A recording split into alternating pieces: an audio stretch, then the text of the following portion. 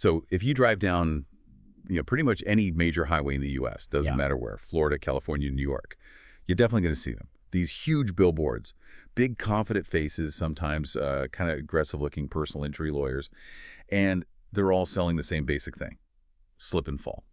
Call me. This whole situation, this really litigious side of American society, plus the chance for these massive payouts. Yeah. It's basically created an entire economy around just slipping on a floor. Yeah. A really common, but often preventable event. It really has. And like you said, an economy built on failure, essentially. We're talking about huge lawsuits, people getting seriously hurt, broken hips, terrible head injuries, spinal damage.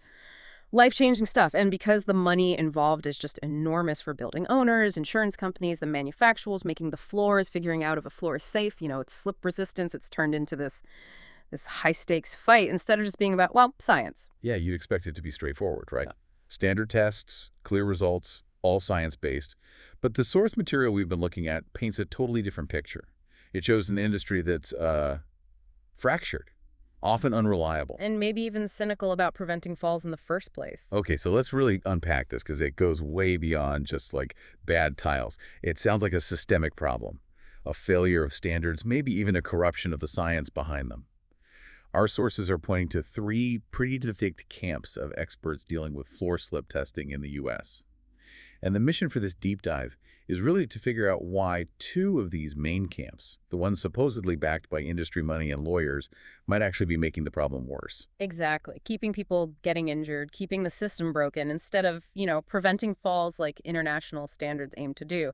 That's the core conflict we really need to shed light on for you. We're looking at this huge gap between, say, creating safety standards that genuinely stop injuries versus creating standards that are maybe more about protecting profits or winning lawsuits after the fact. So we'll look at the methods that are scientifically solid, used globally, and then contrast those with the misleading, or maybe even, as the source suggests, fraudulent science that keeps popping up in U.S. courts and building specs. It really seems like a classic scenario, Profit motives potentially overriding public safety.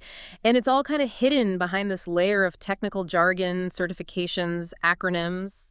It makes it hard for people to see what's really going on. Okay, let's start with camp number 1 then. These are the groups that, on the surface, they look impartial. Nonprofits, right? Focused on safety, developing standards. But the big allegation here, the key thing to understand their work, is that they're ultimately funded by and catered to the flooring industry itself, the manufacturers. Right, so the goalpost shifts, doesn't it? It allegedly moves from let's prevent injuries to maybe something more like let's help manufacturers sell as much flooring as possible and limit their liability. That's a huge conflict of interest if it's true. It's the absolute definition of it. And the source material has this great analogy. It compares it to asking a fox to design the hen house.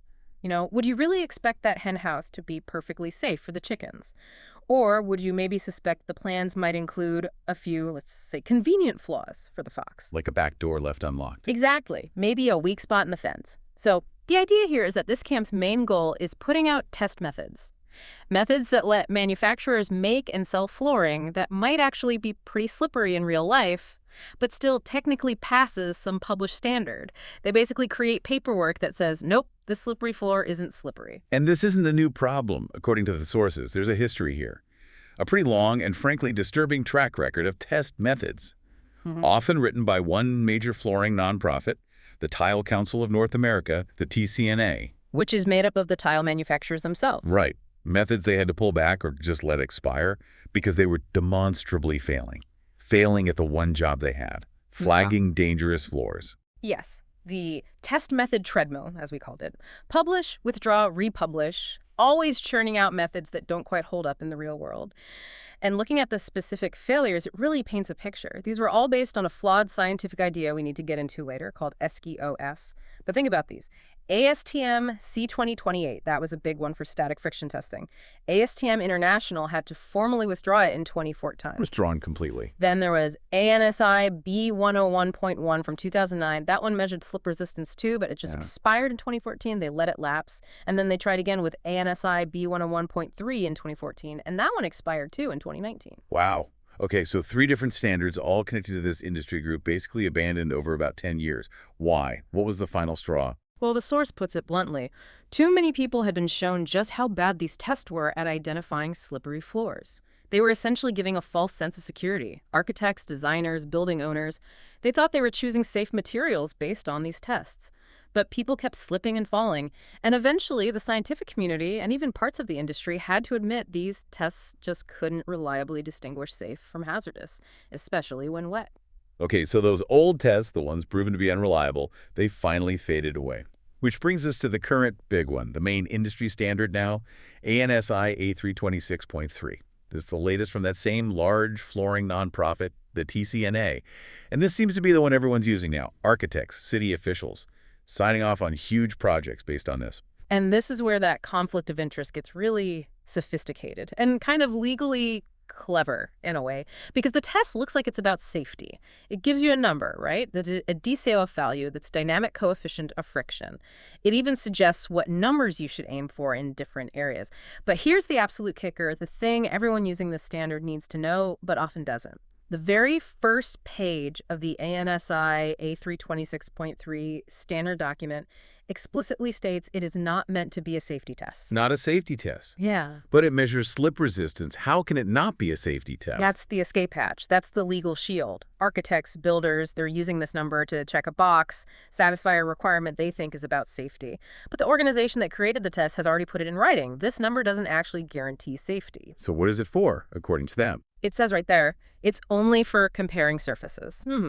So a manufacturer can use it to say, okay, our tile A is slightly grippier than our tile B, maybe for internal R&D or marketing, but it specifically stops short of letting anyone claim that hitting a certain number on this test means the floor is actually safe for people to walk on. That feels incredibly misleading. It's how the disclaimers work. They sell the test based on the idea of safety, but the fine print protects them when someone inevitably gets hurt on a floor that passed. Okay, let's break down those specific disclaimers. Because if you, listening, ever deal with flooring specs, you absolutely need to know these caveats. Right. First, and this is the most direct one, ANSI A326.3 states, point blank, that it does not predict the likelihood a person will or will not slip on the floor. I mean, just think about that. A test measuring slip resistance that openly says it can't predict slips.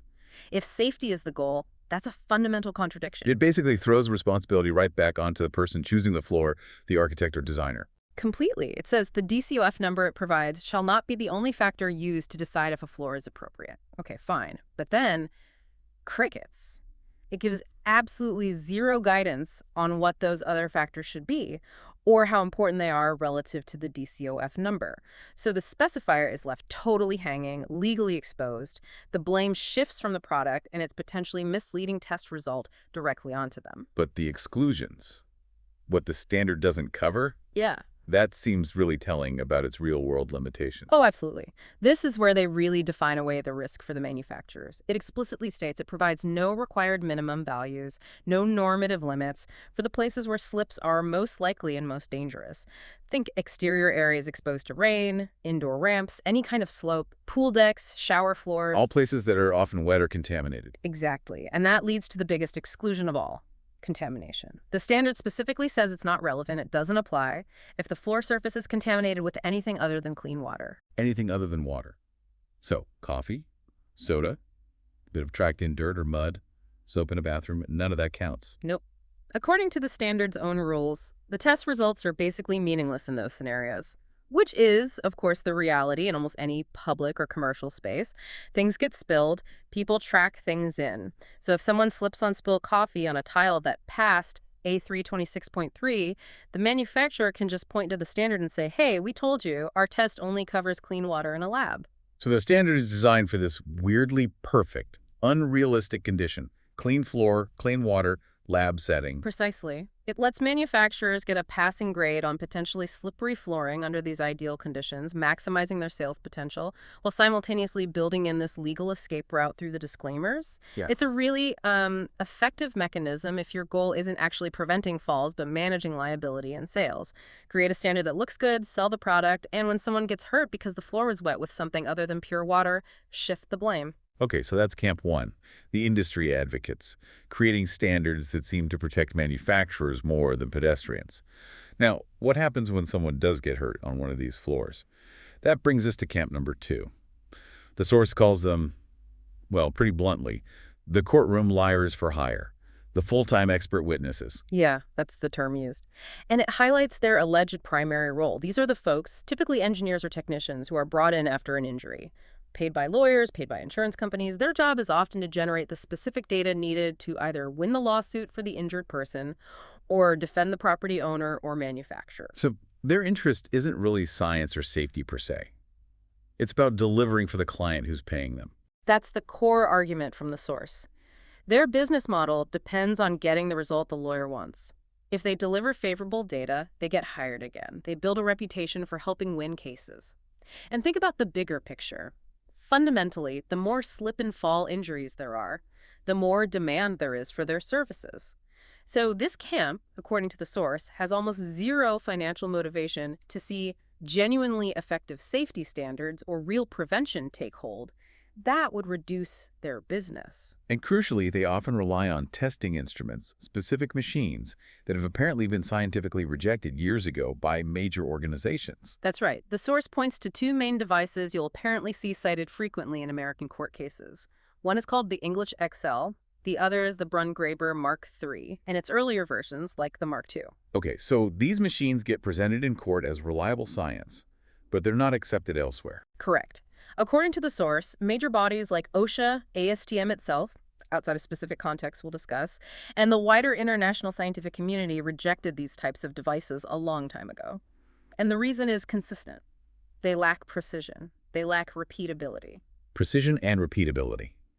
What does that mean in practical terms when you're testing a floor where someone fell? It means if you get 3 different trained operators to test the exact same spot on the floor, using the same machine under the same conditions, they're likely to get 3 significantly different slip resistance readings.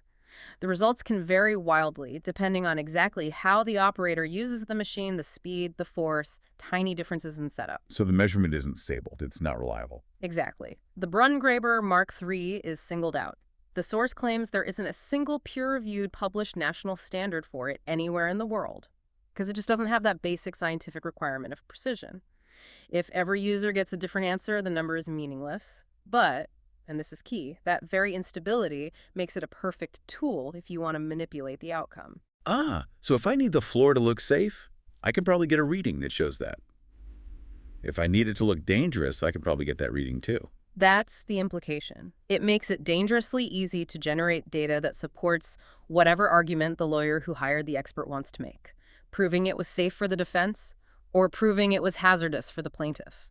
The source mentioned an Australian study that seemed to really nail down how these devices can be used to skew reality in court.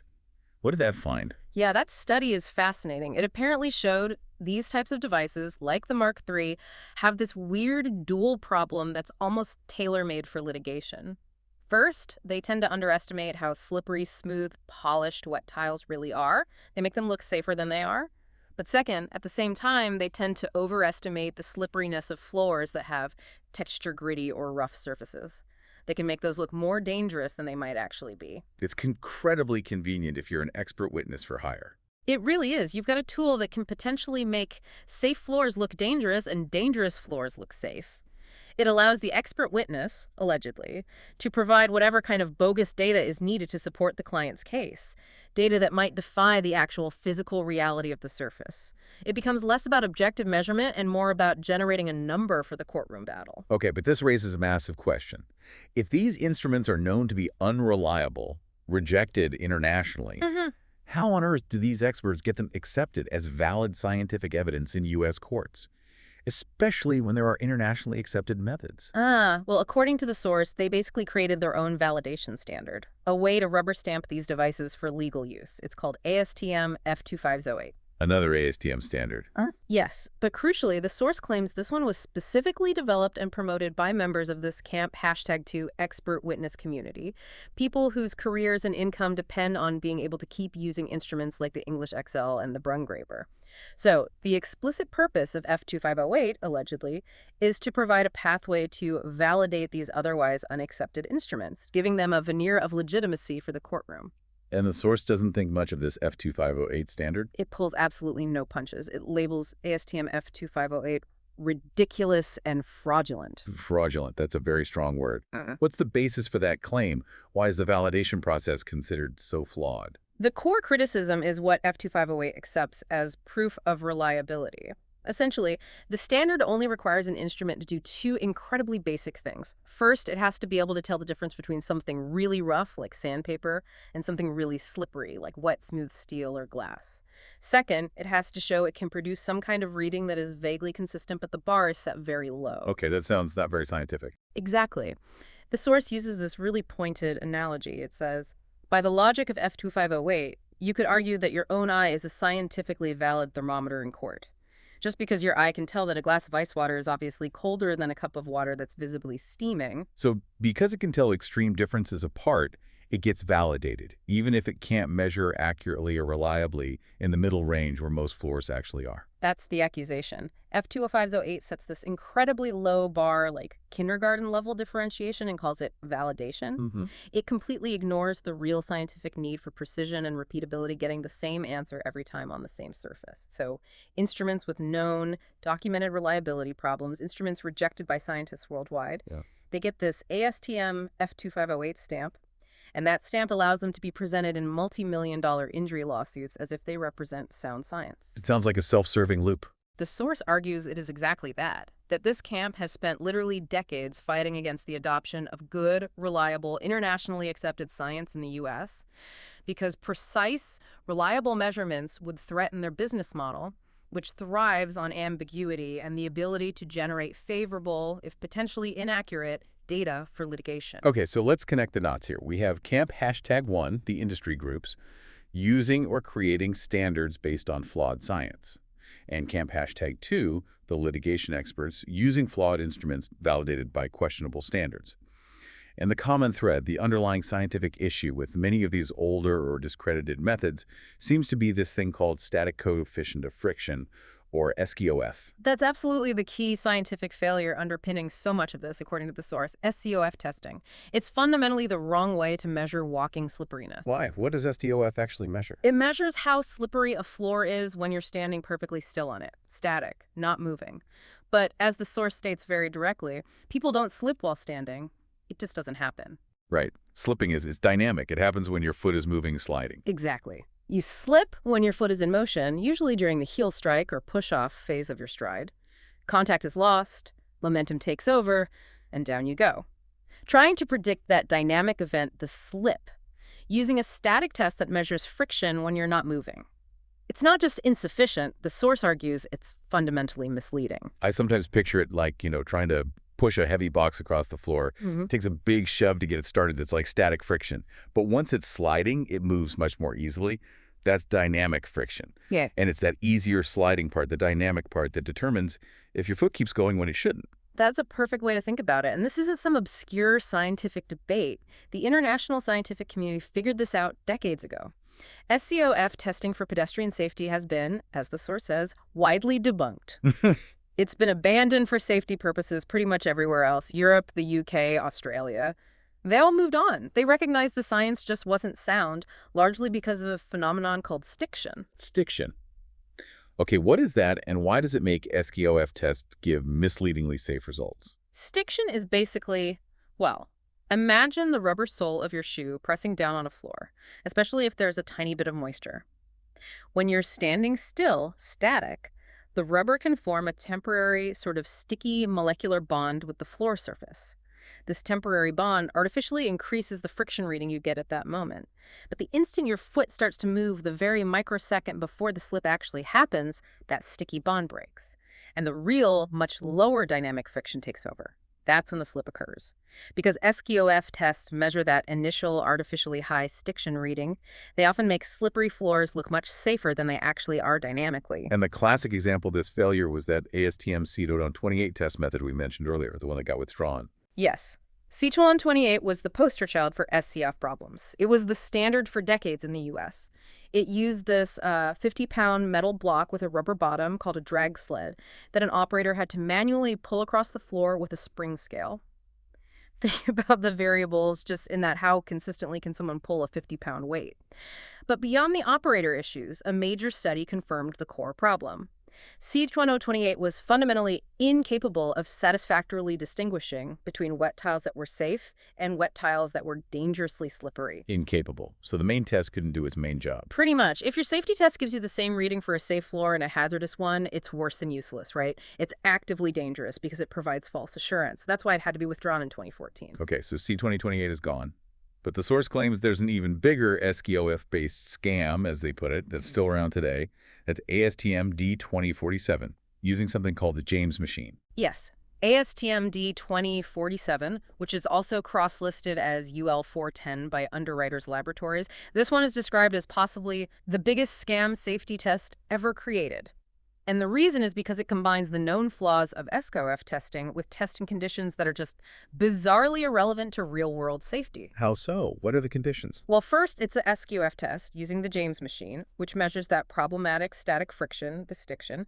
But second, and this is the truly baffling part for a safety test, it measures the floor's slipperiness only when the floor is perfectly clean and perfectly bone dry. Wait, dry. A slip test for dry floors. Clean and dry, and measuring static friction while standing still. So just pause and think about that scenario for a safety assessment. How many slip and fall injuries actually happen when someone is standing perfectly still on a perfectly clean, perfectly dry floor? Almost none. Slips usually involve contaminants, wetness. Exactly. The source argues this test is basically designed so that almost any floor covering can pass it.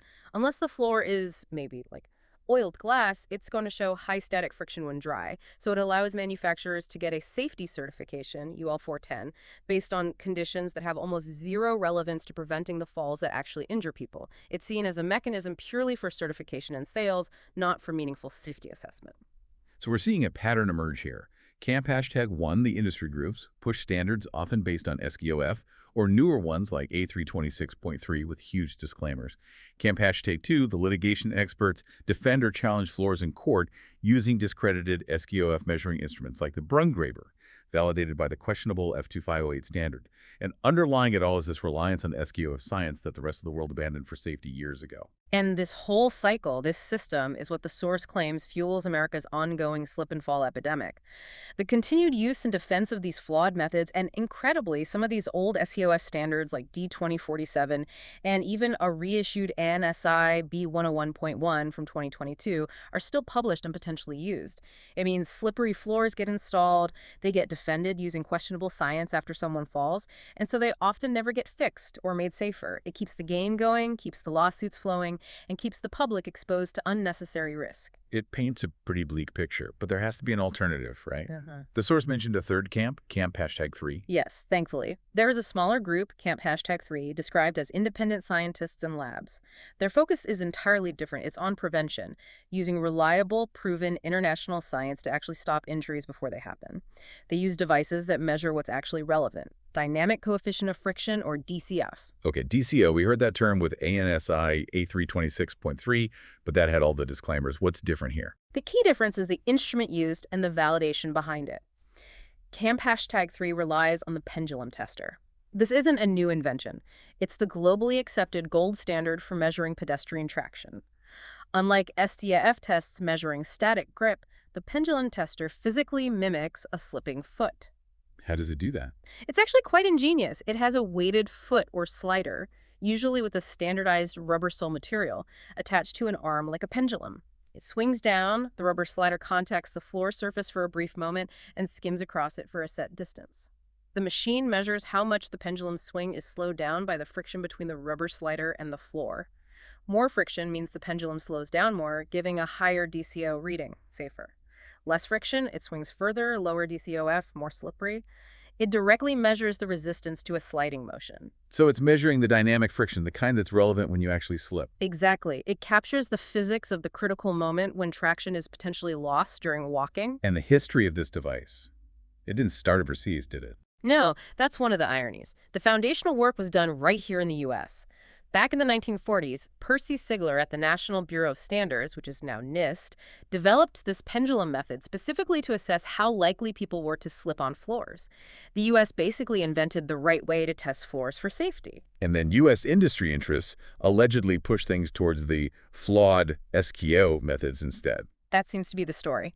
While the U.S. got sidetracked onto the SKO treadmill, the rest of the developed world looked at the science, recognized the pendulum's validity, and adopted it. And that international acceptance is widespread now. Oh, absolutely massive. The pendulum DCO theft tester isn't just an accepted method internationally, it's generally the benchmark. It has rigorous, peer-reviewed, published test standards in over 50 countries, across 5 continents.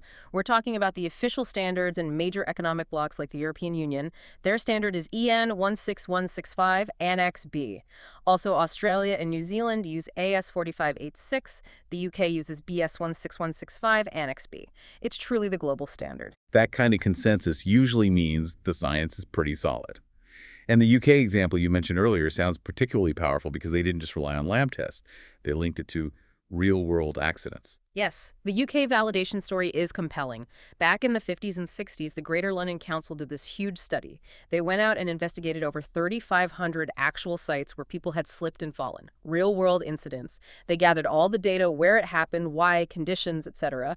And then they used the pendulum tester to measure the slip resistance of the exact floor surfaces involved in those thousands of falls. 3,500 accidents. That's the kind of data you need, connecting the test result directly to the real risk of falling. Precisely. And the correlation they found between low pendulum test values and high fall rates was incredibly strong. The data was so robust, so convincing, that it led the UK's health and safety executive there, OSHA, to establish clear safety guidelines based directly on pendulum DCOF readings. They could say, with confidence based on real-world evidence, if a floor measures below X on the pendulum, it's high risk. Between Y and X is moderate risk. Above Y is low risk. This wasn't about appeasing manufacturers. It was data-driven public safety management. Okay, so bringing this back to the U.S. today. If Camp #3 is using this reliable, internationally validated science, what's the equivalent American standard for the pendulum tester? The current recognized U.S. standard that utilizes the pendulum tester is ASTM E303-22. Notice it's an ASTM standard, just like some of the flawed ones, but this one is based on the globally accepted dynamic friction measurement principles of the pendulum. It was updated very recently in 2022. This is the method used by those independent Camp #3 labs. And this is the test that provides what the source calls actionable intelligence. Actionable intelligence, meaning results you can actually use to prevent falls. Exactly, because the pendulum, used according to ASTM E3-3-22, gives reliable, repeatable DCOF measurements that have been correlated with real-world risk. Building owners and facility managers finally get clarity. If they test a floor and the pendulum score comes back low, they know there's a genuine slip hazard. They're not guessing based on a flawed SKI-off test or a disclaimer-riddled DCOF number. And knowing there's a problem means they can actually do something about it. That's prevention. What kind of things can they do? Well, first, they might choose not to install that specific flooring in a high-risk area in the first place. That's the best prevention. But if the floor is already installed, they can take steps to remediate it. That could mean simple things like using high traction, absorbent mats in entryways during wet weather, or it could involve applying specialized anti-slip coatings or treatments some have grit embedded in them, or even chemically treating the floor surface, like with an acid etch, which microscopically roughens smooth tiles to improve grip. The reliable science from the pendulum test empowers proactive steps, instead of just waiting for someone to fall and then calling the lawyers. It seems so much more logical. Use the test that actually measures the risk, then fix the problem. Before we wrap up, though, we should address the disinformation aspect the source mentions. Apparently, some experts try to claim other devices, not the pendulum, are also measuring DCOF and are internationally recognized, like that BOT3000E machine. Yes, that's a really important point for listeners trying to navigate this. There are other machines out there that claim to measure DCOF. The BOT3000E is one often mentioned. And proponents sometimes suggest it's accepted in Europe or equivalent to the pendulum. But the source material specifically refutes this, pointing out that devices like the BOT3000E were actually removed from key European safety standards years ago, back in 2008, for some applications. And critically, it's not included as an approved device in the current main European standard, EN 16165. Only the pendulum and a ramp test for specific situations is in the annexes for classification.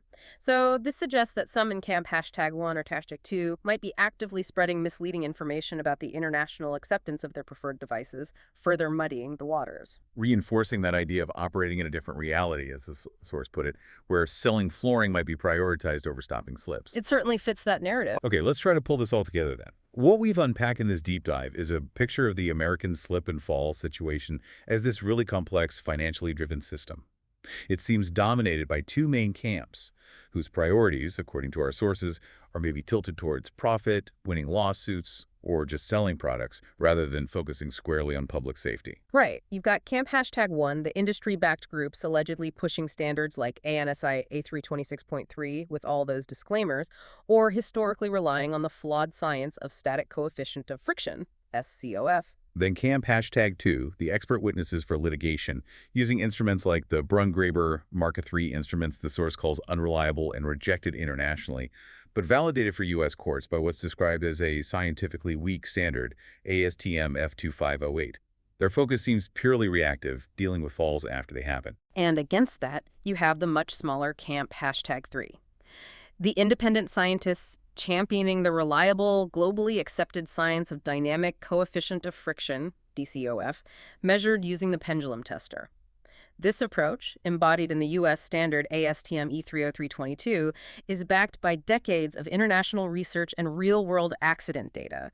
It's the only path presented that seems genuinely focused on prevention. The stakes in all this are incredibly high. It's not just about numbers on a page. Not at all. The source uses strong language, calling it a deadly game. A game that it alleges makes money for lawyers, for certain experts, maybe for manufacturers selling borderline products. While ordinary people, innocent pedestrians, suffer devastating, life-altering injuries, broken bones, head trauma, chronic pain from falls that could and should have been prevented if reliable science was prioritized. So when we see these incidents, maybe we shouldn't just call them accidents. Perhaps not. If the science exists to identify the hazard, and that science is ignored or sidelined because of commercial interests or legal maneuvering, then a resulting fall isn't just an accident, it's arguably a systemic failure. Which leads us to a final thought, a challenge for you, the listener, to mull over. Consider this. Governments in places with universal health care, like the UK or across Europe, they have a strong financial incentive to prevent injuries like slips and falls. It saves taxpayer money on healthcare and lost productivity. And those governments tend to rely on robust, evidence-based standards like the pendulum DCOF test. So what is the persistence of this whole slip and fall game in the U.S., the continued use of questionable tests, the legal battles, the disclaimers? What does that tell us about the real financial incentives driving public safety standards here? It's a provocative question, and knowing what we've discussed today means you really have to approach any safety claims about flooring with a critical eye. That number on the spec sheet, that certification, is it based on genuine predictive safety science like ASTM E30322 and the pendulum?